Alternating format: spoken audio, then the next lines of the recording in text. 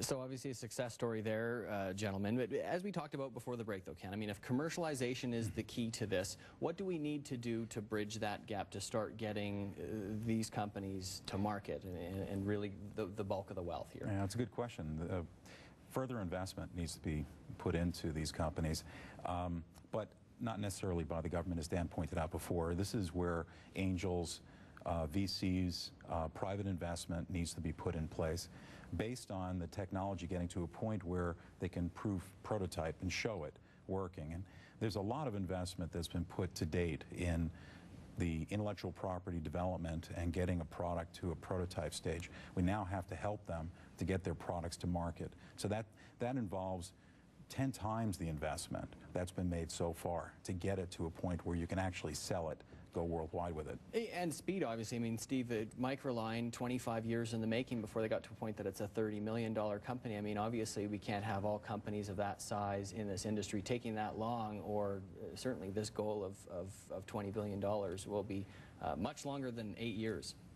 I agree. I think you have to ask why it took that long. I think it was a nascent company in a novel industry sector.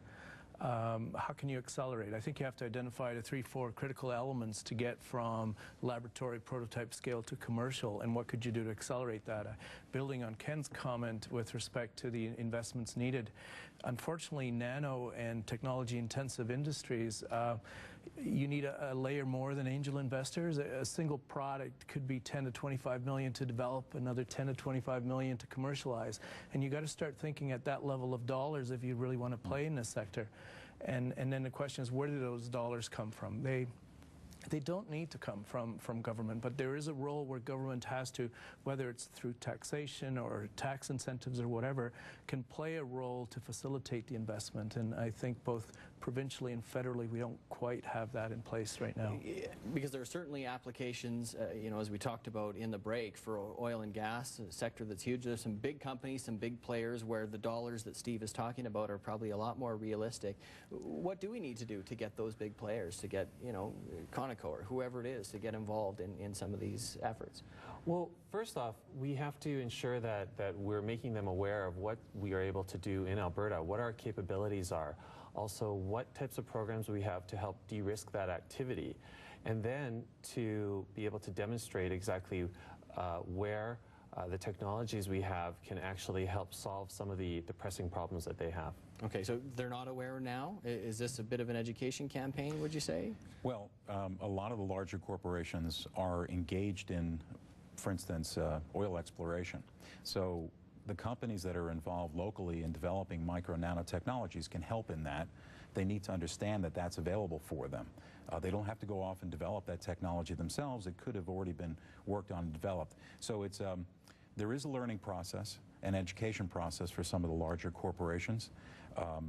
They're not developing everything themselves, so they have to be looking outside to the intellectual property and developments that have been done in smaller corps. And maybe it's also good to point out that a lot of these major corporations, the real large ones, are actually looking to the tier 1 suppliers, the technology providers, to actually provide them with those solutions.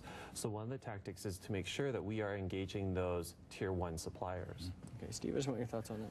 Yeah, I think my build on it is more on oil is a mature industry. We're going to exploit it fully. Right. And the people in that space have the dollars to do everything they need. The other oil-rich jurisdictions of the world, Texas, Middle East, Russia, are looking at nano as a vehicle to diversification, a vehicle to post-oil. And to some degree, it is not to say there's no opportunities in nano for oil. By all means, let's do that. But we have to look beyond that. And to some, there's a major emphasis on NINT towards a development of a cluster of new technologies, new companies beyond oil. And I think very critical to the area. And from nanoAlberta's perspective, we agree with that totally. We think that we can actually help support traditional industries while building new industries through nanotechnology. I want to go around with sort of we'll pull out the crystal balls and look forward. I'll start with you, Ken. Sure. There are already some big players around the globe. What can we expect from Alberta 5-10 years down the road? What kind of impact will we feel, will Albertans feel, and could they feel if things are done right? Actually, another great question. If you look at Alberta, I came here, from the U.S. There's a lot of exciting technology developments going on here. Compared to the rest of the world, we can be very competitive. But I think, again, it does take some investment. We've invested a lot of money, a lot of time in technology creation. We now have to get to a point where we can take those products to market.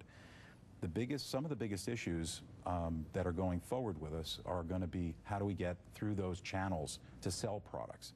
There isn't a lot of that here in Alberta, so we have to work through development of channel as well as getting the products to a point where they can sell into those channels. So the effort's not minimal. There's a large effort there, but it's doable. And I think to get companies to a point where they're 10 million in sales a year to 100 million in sales a year is not that hard for some of the technologies that are here in Alberta. Now, to $1 billion each, there's a questionable point there and how long it'll take to get to that point.